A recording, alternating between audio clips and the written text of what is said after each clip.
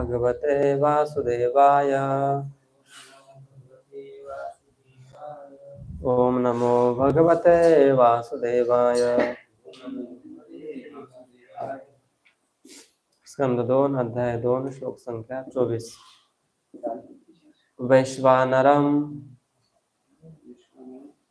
अग्निदेव याति जाता है, विहायसा आकाश के मार्ग, आकाश गंगा से, गतः पार करके, सुषुष्मया सुषुष्मा द्वारा, ब्रह्म ब्रह्मलोक, पथेन पथ से, शोचिषा प्रकाशमान, विधूत धुला हुआ, कल्कः धूल मल,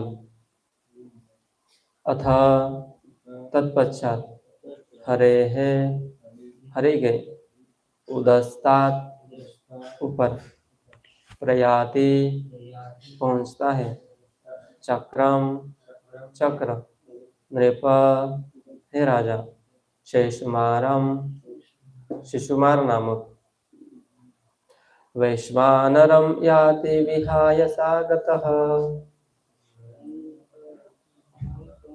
सुषुष्मया ब्रह्मपथेन शोचिषा, विधूतकल्कोतहरेरुदस्तात्, प्रयाति चक्रम नृपशेषुमारम्, वैश्वानरं याति विहाय सागतः, सुषुष्मया ब्रह्मपथेन शोचिषा, विधूतकल्कोतहरेरुदस्तात्, प्रयाति चक्रम नृपशेषुमारम्, वैश्वानरं याति विहाय सागतः, सुषुष्मया ब्रह्मपथेन शोचिषा, विधूतकल्कोतहरेरुदस्तात्, प्रयाति चक्रम नृपशेषुमारम्, वैश्वानरं याति विहाय सागतः, सुषुम्ना ब्रह्मपथेन शोचिषा,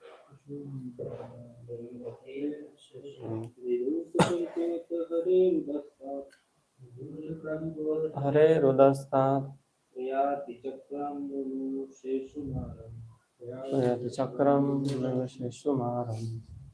वैश्वानरं याति विहाय सागतः,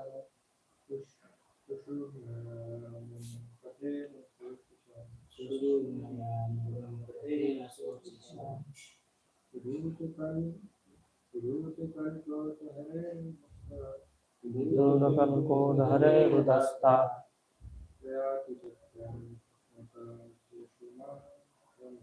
प्रयाति चक्रम नृपशेषुमारम्।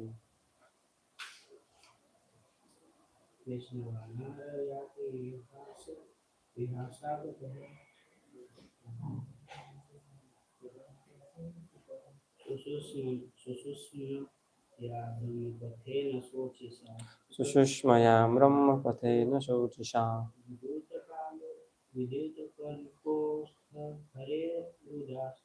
विधूतकल्कोतहरेरुदस्तात्, प्रयाति चक्रम नृपशेषुमारम्।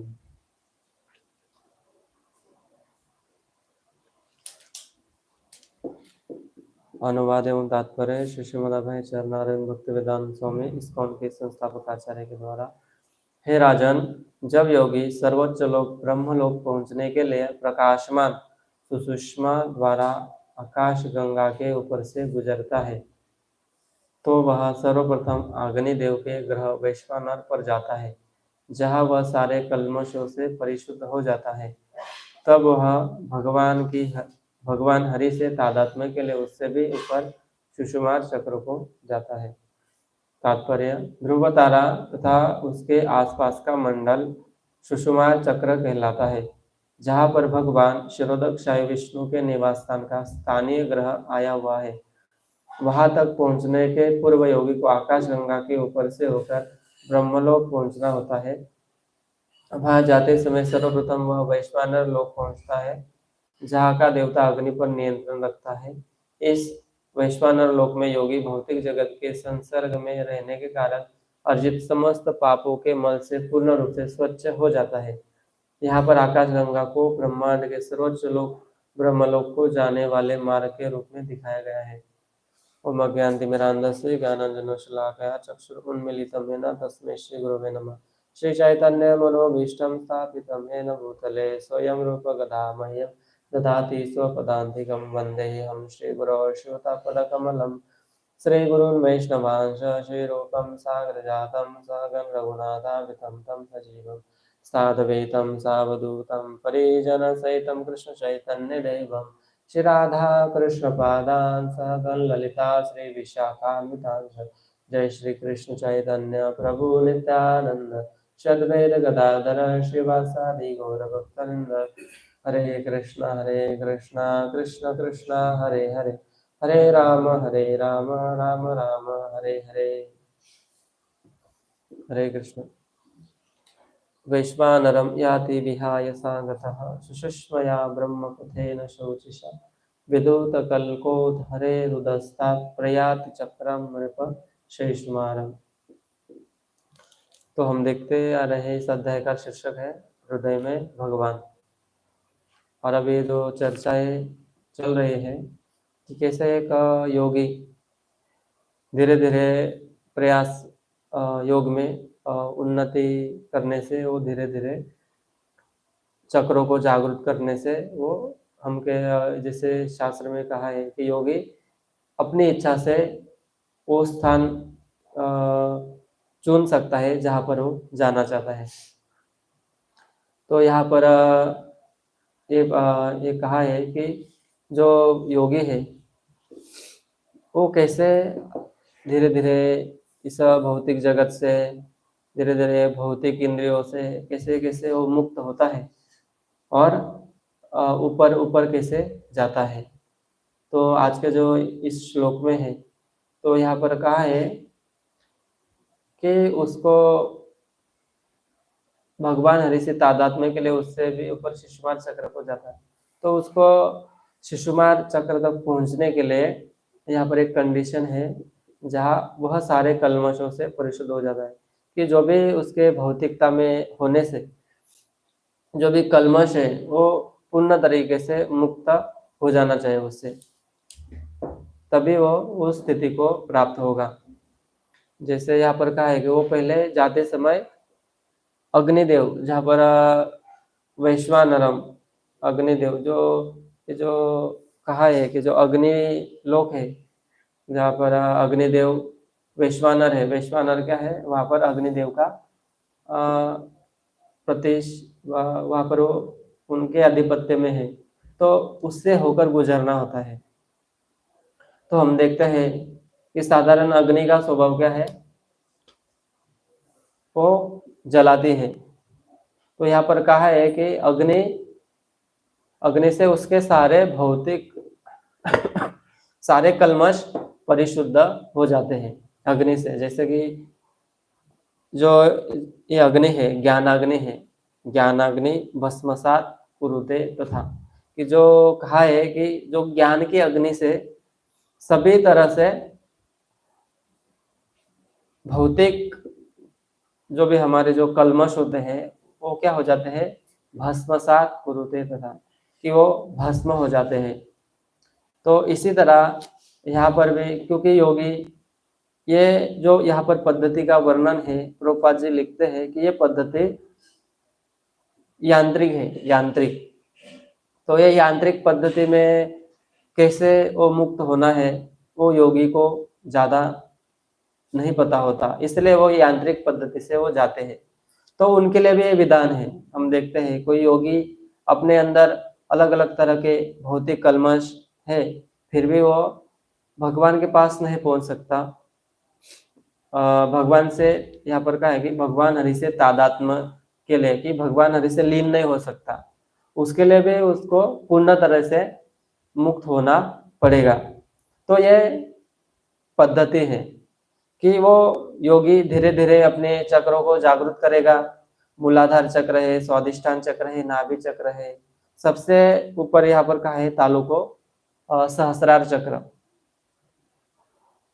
और इन चक्रों को जागृत करना होता है। और अलग अलग तरह से हमारे अंदर नाड़ियां होती है, पिंगला, सुषुम्ना, जैसे 3 नाड़ियां होती है। इन नाड़ी से फिर वो ये जो ध्यान योग की प्रोसेस वो पालन करता है। कुंडलिनी जागृत करते हैं योगी लोग, क्योंकि वो अपने प्रयास से वहां तक पहुंचना चाहते हैं।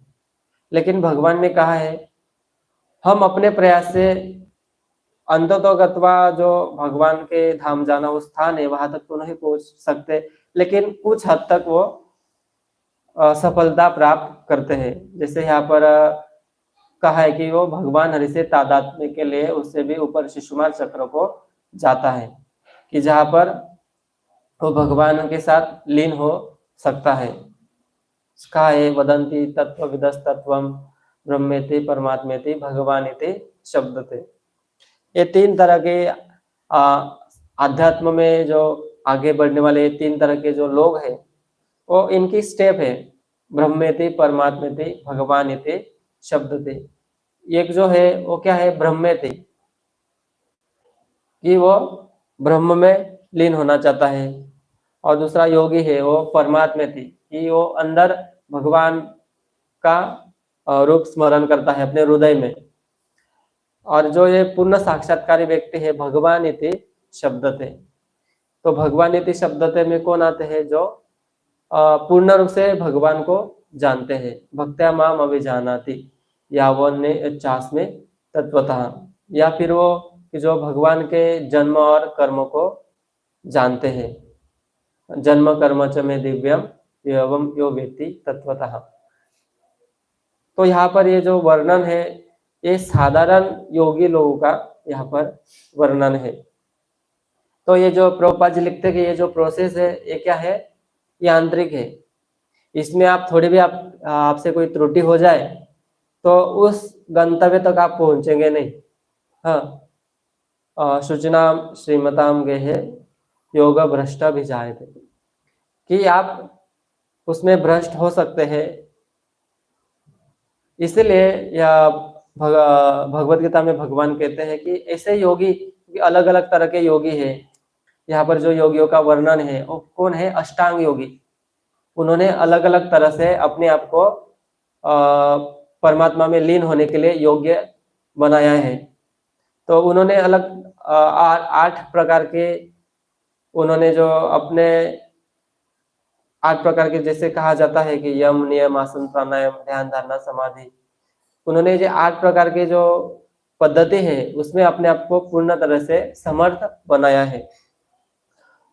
उन्होंने आसन जमाया है अच्छे से, ऐसी जगह पर बैठे हैं शुचो देश है कि वो पूर्ण रूप से शुद्ध जगह हो, और ऐसी जगह पर उन्होंने तपस्या की है। और भगवत गीता में और भी योगियों का वर्णन है। हाँ, कर्मयोगी, निष्काम कर्मयोगी, ज्ञान योगी, और ये रहे अष्टांग योगी, हठ योगी, ध्यान योगी, और इससे भी ऊपर है कौन है, भक्ति योगी। तो हम देखते हैं कि ये जो पद्धति पूर्ण रूप से यांत्रिक है, इसलिए प्रभुपाद जी कहते हैं कि अभी के जो ये युग है, क्योंकि हम देखते हैं कि देश काल परिस्थिति के अनुसार वो पद्धति चेंज होती है। जैसे सत्ययुग की प्रोसेस हम इस कलयुग में नहीं लगा सकते। कृते ध्यायतो विष्णु त्रेतायाम यजतो मुखे द्वापारे परिचर्यायाम कलो तदहरे कीर्तनात्। इस सत्ययुग में लोग ध्यान धारणा करके भगवान को प्राप्त करते थे, द्वापर में यज्ञ करके, फिर सत्ययुग त्रेता में यज्ञ करके, द्वापर में पूजा अर्चना करके, और कलयुग में कलो तदहरे कीर्तनात्। और यहाँ पर हम देखते हैं कि भगवत गीता में भी एक श्लोक है कि ऐसे अलग अलग तरह से योगी है। तो इसमें से कौन से योगी सर्वाधिक श्रेष्ठ है? तो हम देखते हैं कि हर कोई ना कोई योगी है। तो एक सामान्य प्रश्न हो सकता है कि आप मैं कर्मयोगी हूँ, ये कहेंगे मैं ज्ञान योगी हूँ, ये कहेंगे मैं ध्यान योगी हूँ, और एक मैं भक्ति योगी हूँ। तो वो कहेंगे कि तो हम भी भगवान से जुड़ते हैं, और दूसरे कहेंगे हम भी जुड़ते हैं। तो हमें अब ये देखना होगा कि इनमें से कौन से योगी श्रेष्ठ है। तो हम अपने अनुसार नहीं देख सकते, उसके लिए भी भगवान ने भगवत गीता में कहा है तपस्वीभ्यो अधिको योगी, कि जो तपस्वी है उससे भी ऊपर कौन होता है? योगी। और ज्ञानीभ्यो अधिकः, और ज्ञानियों से भी अधिक तपस्वी होता है। और कर्मे भेच्छा अधिको योगी, और कर्म योगी से भी श्रेष्ठ ज्ञान योगी होता है। यहाँ पर प्रभुपाद जी लिखते हैं,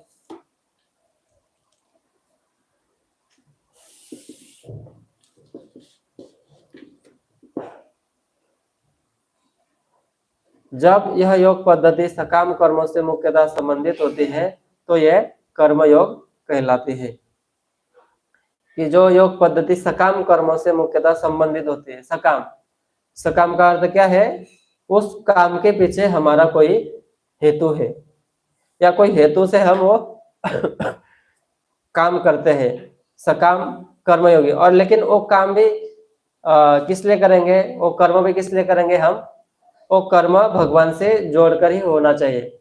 जैसे हम कहते हैं कि यहाँ पर हर कोई ये कहते हुए दिखता है कि हम भी कर्मयोगी है, और ऐसे कर्म में लगे रहते हैं कि जो शास्त्रों के द्वारा शास्त्रों के द्वारा खंडन किया है। उग्र कर्म, वो उग्र कर्म में लगे हैं, लेकिन वो ऐसे दावा करते हैं कि हम भी कौन है? हम भी कर्मयोगी है। यहाँ पर वो कर्म की बात नहीं कर रहे भगवान, यहाँ पर एक कर्म की बात करेगी, वो कर्म कि जो भगवान के साथ जोड़ सकते हैं। ऐसे कर्म करने वाले को कर्मयोगी कहा जाता है।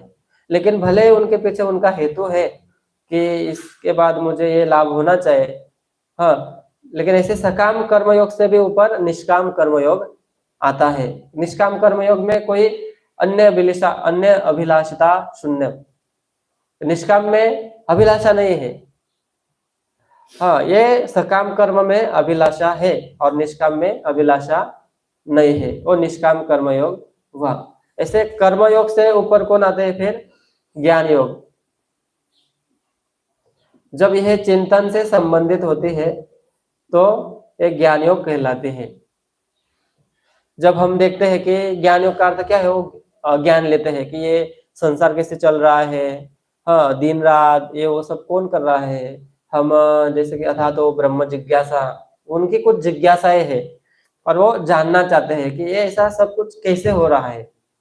तो ऐसे लोगों को ज्ञान योग ज्ञानी कह सकते हैं। लेकिन ऐसे ज्ञान से जब वो जुड़ेंगे नहीं भगवान के साथ, तब तक वो ज्ञान योगी नहीं कहलाएंगे। वो ज्ञानी कहलाएंगे लेकिन ज्ञान योगी तो नहीं कहला सकते।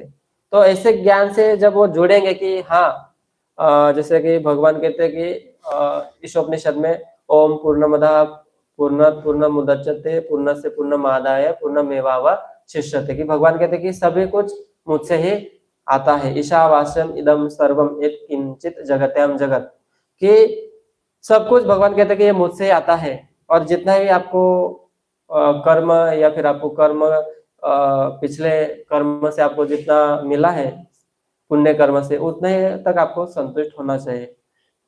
हाँ, लेकिन एक ज्ञान योगी जब वो यहाँ तक सीमित रहे कि भगवान चलाते हैं लेकिन वो कुछ एक्टिविटी ना करे, तो उनका ज्ञान भी श्रेष्ठ नहीं है। और ऐसे ज्ञानियों से भी ऊपर आते हैं ध्यान योगी। ध्यान योगी में वो परमात्मा रूप का स्मरण अपने हृदय में करते हैं कि परमात्मा है। तो शास्त्र में कहा है कि जो भगवान है उनका एक बित्ता इतना उनकी साइज है जो हमारे अंदर रहते हैं। तो ऐसे परमात्मा रूप का वो हमेशा से चिंतन करते हैं, लेकिन उनकी भी एक लिमिट है, उससे भी आगे वो आगे बढ़ नहीं पाते। जब यह भगवान की भक्ति से संबंधित होती है तो भक्ति योग कहलाती है। यहाँ पर और भी है, रूपा जी लिखते हैं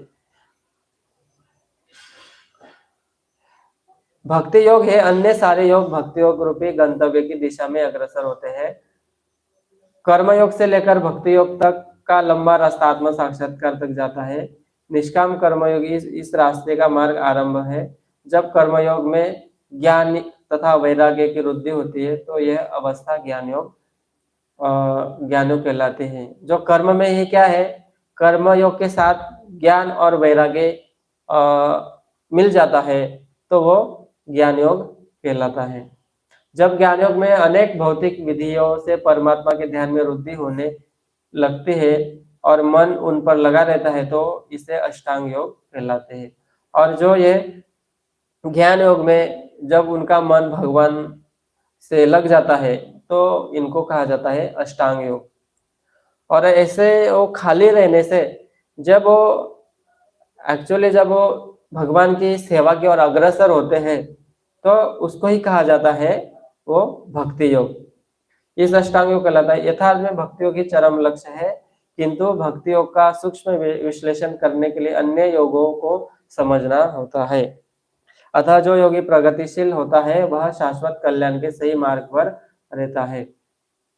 जो किसी एक बिंदु पर दृढ़ रहता है और आगे प्रगति नहीं करता वह कर्मयोग, ज्ञान योगी, ध्यान योगी, राजयोगी, हठयोगी आदि नामों से पुकारा जाता है। यहाँ पर कहा है कि हर किसी को जो योग में लगा है तो उनको यहाँ तक पहुंचना चाहिए कि योगी नाम अपने सर्वेशाम मत गते अंतरात्मना श्रद्धावान भजते योमाम समय युक्त तमो मता। कि भगवान कहते हैं कि हर किसी को योगी नाम अपने सर्वेशाम कि ऐसे अलग अलग तरह के योग से जो अंतोदगतवा जो योग है भक्ति योग, भक्त्या माम अम्बे जाना थी। तो भगवान कहते हैं कि यहाँ तक हर किसी को पहुंचना चाहिए। हाँ, तो भक्ति योग में सभी तरह के योग सम्मिलित है। जैसे किसी को 10 रुपए चाहिए, किसी को 50 रुपए चाहिए, किसी को 80, 90 और जिनके पास 100 रुपए है तो उसके पास इतने सभी पैसे की आवश्यकता है अपने आप ही पूर्ति हो जाती है। इसी तरह जो वास्तविक भक्ति योगी है तो भक्ति योगी वो कर्म योगी भी है, वो ज्ञान योगी भी है, वो अष्टांग योगी भी है और वो भक्ति योगी भी है। वो सभी तरह का योग उसके अंदर समाविष्ट है। जैसे कोई पहली क्लास से दूसरी क्लास में जाता है, दूसरी से तीसरी में जाता है, लेकिन जो आगे बढ़ गया है तो उसने ये सभी क्लास कंप्लीट कर ली है। तो इसी तरह जो भक्ति योगी है उन्होंने सभी तरह से वो योग के होते हुए वो आगे तक बढ़ा है। ऐसा नहीं समझना चाहिए किन्हीं को कि ये भक्ति योगी तो अल्पज्ञानी लोगों के लिए भक्ति है। हाँ, हम तो ज्यादा आगे बढ़े हैं तो हम ज्ञान लेंगे। तो साधारणतः जो ज्ञानी है वो ऐसे समझते हैं कि भक्ति योगी वो तो क्या है, अल्पज्ञ है, इसलिए वो वेद नहीं पढ़ते हैं, वो सिर्फ भगवान की सेवा पूजा में लगे रहते हैं, तो ये अल्पज्ञ है। लेकिन भगवान यहाँ पर किनको अल्पज्ञ कहते हैं कि ऐसे योगियों को कि जो वास्तविक ये जानते नहीं कि वास्तविक योग क्या है। और भगवान कहते हैं कि युक्त तमो मतः कि ये मेरा मत है। तो हम देखते हैं कि भगवान का मत ही यही है, तो अन्य सारे मतों को हमें लेने की क्या आवश्यकता है। तो हमें इनसे कुछ ज्ञान लेने की जरूरत नहीं है। जैसे कि कहा है कि भगवान बोलते हैं उस सिद्धांत को हमें पालन करना चाहिए। तो ऐसे योगी जैसे हम देखते हैं कि ऐसे भक्ति योगी उसको कोई यांत्रिक पद्धति से जाना नहीं होता। यहाँ पर कहा है कि कितने ऐसी जगह पर बैठो, हम देखते हैं कि अष्टांग योगी है वो कितनी सारी तपस्या करते हैं, कितने सारे वर्ष बिता देते हैं कि वो योग में सफलता पाने के लिए। लेकिन भक्त को इतनी सारी आवश्यकता नहीं है, वो तो सिंपल श्रवणम, कीर्तनम, विष्णु स्मरणम, अर्चनम, वंदनम, दास्यम, सख्यम, आत्मा निवेदनम, इन अलग अलग तरह से नवविधा भक्ति से किसी एक पर या एक दो ऐसे अंग है उसका जीवन में पालन करते हैं और वो सफलता प्राप्त करते हैं। उनके लिए कोई इतनी कठिन तपस्या करने की आवश्यकता नहीं होती। एक पैर पर खड़े रहो, हाँ, अपनी आंखें ज्यादा खुली, ज्यादा मन बंद मत कीजिए, ऐसे अलग अलग तरह से वो कोई प्रयास नहीं करते। उनको तो वो क्या लगता है, श्रम ये वही केवलम, ये सब श्रम है। हाँ, हम देखते हैं कि ऐसे लोगों को सिर्फ वो श्रम करते हैं, और वो सिद्धि भी प्राप्त क्यों करना चाहते हैं। यहाँ पर कहा है कि अलग अलग तरह के जो योगी होते हैं वो कुछ सिद्धि भी प्राप्त करना चाहते हैं। अनिमा, लघिमा, प्राप्ति, काम वास्यता, अलग अलग तरह से वो सिद्धि प्राप्त करना चाहते हैं। लेकिन वो सिद्धि किस लिए प्राप्त करते हैं, क्योंकि उनको कोई दिखाना है। हाँ, उनको ये दिखाना है कि मैं कितना श्रेष्ठ हूँ, मेरे अंदर कितनी पावर है। लेकिन भक्त को ऐसी कोई इच्छा होती नहीं है, भक्त को कोई इच्छा नहीं है।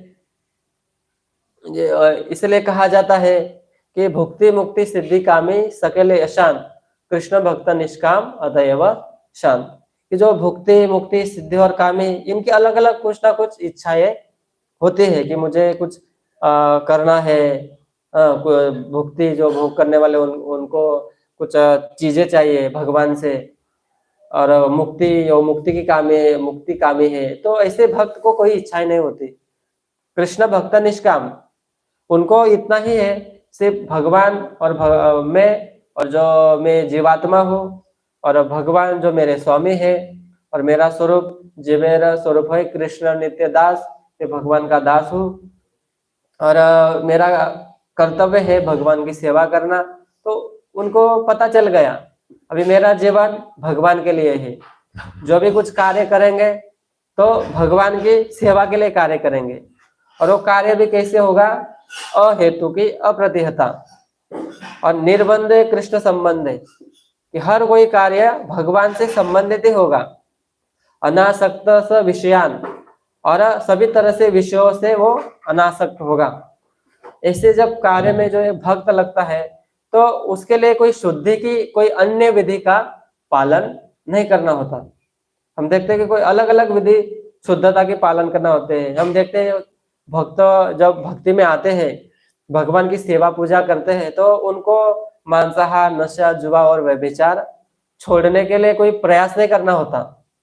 हम देखते हैं किन्हीं भक्त कितने ही जैसे हम कहते हैं कि कितना ही उनका जो रोग है वो कितना ही पुराना हो, लेकिन भक्ति करने से वो रोग धीरे धीरे वो क्या हो जाता है, नष्ट हो जाता है, पूरी तरह से विनष्ट हो जाता है, मूल के साथ नष्ट हो जाता है। और हम बाहर देखते हैं तो वो डी एडिक्शन कैंप करवाते हैं, स्पेशल नशा छुड़वाने के कैंप करवाते हैं। हाँ, अलग अलग तरह से वो शांति जीवन में लाने के लिए कोई योगा क्लासेस खोलते हैं। ऐसे अलग अलग अन्य विधि का वो अवलंब करते हैं। लेकिन उनको ये पता नहीं है कि वास्तविक शांति कब आएगी। भोक्ताराम एक तपसाम सर्वलोक महेश्वरम सूर्यदम सर्वभूतानाम ज्ञात्वा माम शांति मृच्छति। उनको ये ट्रिक नहीं पता है कि वास्तविक शांत हम कब हो सकते हैं। हम कितनी इच्छाएं अपने अंदर उत्पन्न करें तो हम क्या इससे शांत हो गए, या हम जीवन में बहुत ही अधिक धन कमा ले तो ऐसे धन से हम क्या जीवन में सुख मिलेगा हमें।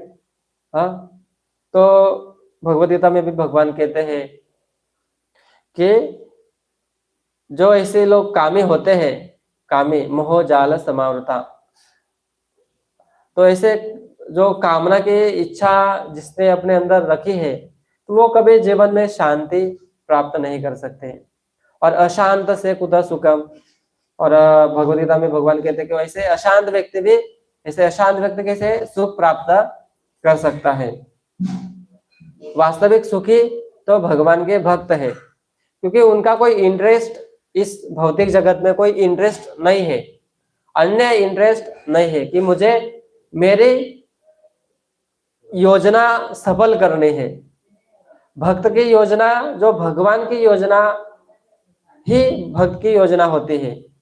और ऐसे ही योगी को योगी नाम अपनी सर्वेशाम मद गतेर अंतरात्मा, ऐसे योगी को योगी नाम अपनी सर्वेशाम, भगवान कहते हैं ऐसा ही योगी जो सबसे बड़ा योगी है। क्योंकि भगवान का प्लानिंग क्या है, परित्राणाय साधूनां विनाशाय च दुष्कृताम्।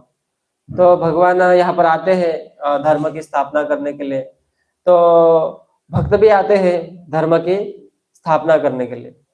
अलग अलग तरह से वो सभी लोगों को समझाते हैं, नमाम दुष्कृते न मूढ़ा प्रपदन्ते न राधमा माया अपरित ज्ञाना आसुरम भावमाश्रिता, कि वो ऐसे आते हैं ऐसे लोगों को सुधारने के लिए जो नराधम, कि जो नर होने से वो अधम कार्य करते हैं। जैसे शास्त्र में कहा है कि किम कर्मेति, आपको क्या करना चाहिए क्या नहीं करना चाहिए और ये कैसे करना है, ये भी शास्त्र के द्वारा ही होना चाहिए। नहीं तो क्या होगा, ये शास्त्र विधि मुस्तज वर्तते काम कारतः न संसिद्धिम अवाप्नोति न सुखम न परम गति, कि ये जो करना क्या नहीं करना वो भी शास्त्र के अनुसार ही होना चाहिए। भगवान कहते हैं कि ये जो आज का जो श्लोक है, ये जो योग पद्धति है, लेकिन भगवान ने कहा है कि ये योग पद्धति है लेकिन ये यांत्रिक है और ये शास्त्र द्वारा अनुमोदित है। इसलिए तो इन पर जो भी लगते हैं तो उनको कुछ हद तक सफलता मिलती है। लेकिन अपने मन घड़न ढंग से हम कोई मनोरथे ना सतो धावतो वही, कि अपने मन से कोई हम विधि नहीं बना सकते। हम अपने मन से विधि बनाएंगे तो वो क्या करेगी, समाज में उत्पाती मचाएगी। तो ऐसे कोई मन से विधि नहीं हमें बनानी चाहिए और हमें समझना चाहिए कि वास्तविक भगवान क्या चाहते हैं, भगवान के भक्त क्या चाहते हैं और इनके अनुसार हमें लगना चाहिए। हम देखते हैं कि कोई हम होने से वो बहुत ही कठिन तपस्या करता है। यहाँ पर ये कहा है कि जो योगी है वो बहुत ही कठिन तपस्या करते हैं, 60,000 साल तक वो तपस्या करते हैं। लेकिन फिर भी ऐसा होता है कि वो भी, उनका भी एक समय आता है तो वो धीरे धीरे उनका पतन हो जाता है। ऐसा क्यों हुआ, क्योंकि वो इतने तपस्या करके भी वो क्या थे, अनाथ थे, अनाथ। हाँ, ऐसे योगी को कोई बचाने वाला नहीं था। बचाने वाला तो जो भक्त होते हैं कि वो भगवान से याचना करते हैं, हमेशा भगवान से ये कृपा की याचना करते हैं कि ये भगवान कि मैं कुछ भी नहीं हूँ, अमित कंगाल कृष्ण कृष्ण बलि धाई थे तब पाछे पाछे, ये भगवान मैं तो कंगाल हूँ और मैं आपका नाम कृष्ण कृष्ण बोलकर आपके पीछे पीछे दौड़ता हूँ। तो सब ऐसे भक्त भगवान को प्रिय होते हैं। जैसे हम उदाहरण स्वरूप देखें, कोई बच्चा हमेशा से पिता पिता पिता करके पिता के पास भागता है तो पिता उसका विशेष ध्यान रखते हैं, वो हर समय देखते हैं कि वो क्या कर रहा है, हाँ, कि उसको क्या आवश्यकता है। तो भगवान कहते हैं कि योगम क्षेम वहाम्यहम् अनन्य चिंतयन्तो माम। लेकिन क्यों, जब कोई अनन्य चिंतयन्तो माम, जो अनन्य चिंतन में लगा होता, भजनते माम दृढ़ता, जो कोई दृढ़ता से भजन करेगा, हाँ, भजताम प्रीतिपूर्वकम सततम युक्ता नाम, कि जो सतत रूप से ऐसे भगवान का भजन करेंगे, ऐसे ही भक्त के भगवान क्या करते हैं, अपना भगवान उनको अपना अनन्य जो योगक्षम वहां में उनकी रक्षा करते हैं। मां सुचर, भगवान उनको कहते हैं कि डरो मत कि मैं हूं। लेकिन जब कोई ऐसे पूर्ण शरणागत नहीं है, तो पूर्ण शरणागत नहीं होने से फिर हम देखते हैं कि ये जो ज्ञानी है, ध्यानी है, वो कुछ ना कुछ हद तक भगवान की शरण ग्रहण की है। तो कहा जाता है कि ब्रह्मेति परमात्मेति भगवानेति शब्दते, ये तीनों तरह के लोग अध्यात्मवादी है, लेकिन अध्यात्मवादी है लेकिन इसमें भी वो पूर्ण नहीं है। जब वो दोनों को पार करके जो भगवानेति शब्दते तक पहुंचेंगे वो, तभी वो वास्तविक अध्यात्मवादी व अध्यात्म की पूर्णता को प्राप्त कर पाएंगे। तो ऐसे भक्त का भगवान क्या कहते हैं कि भार अपने ऊपर लेते हैं कि अभी इनकी जिम्मेदारी मेरी है। अभी हम जो यांत्रिक ये जो प्रोसेस से हम जाने का प्रयास करेंगे, तो हम पहुंच भी जाएंगे, लेकिन कहा कहा जाता है कि जो ब्रह्मलोक ब्रह्म ज्योति तक पहुंच जाते हैं, लेकिन कहा गया है कि सत चित और आनंद, हमारा स्वरूप क्या है? सत चित और आनंद, और ये जगत असत अचित और निरानंद है।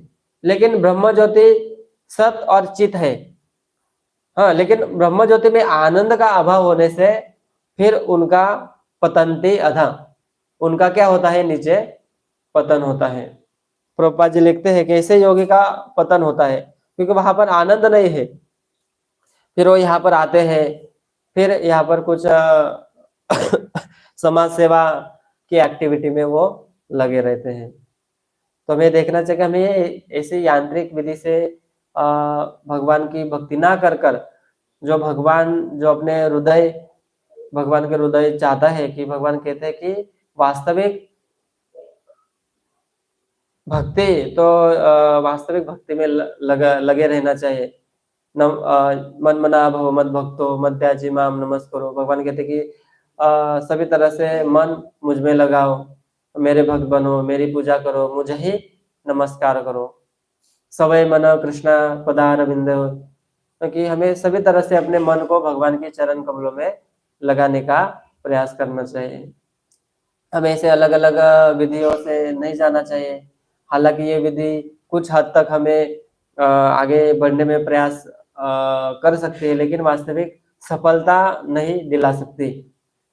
हाँ, कुछ हद तक लेके जा सकती है, लेकिन पूर्णता तक नहीं लेके जा सकती। इसलिए हमें ये विधि को नहीं ग्रहण करके, जो प्रभुपाद जी जो भगवान कहते हैं उस विधि को हमें अपनाना चाहिए। तो हम आज के जो ये श्लोक में ही हम देखने का प्रयास किया कि कैसे हमें ये विधि को ना लगकर वास्तविक जो अध्यात्म का पराकाष्ठा है, हाँ, जो योगों की पराकाष्ठा है भक्ति योग, तो उसमें हमें लगना चाहिए। कोई किन्हीं का कृष्ण ग्रंथराज श्रीमद् भागवतम की जय, श्री प्रभुपाद की जय।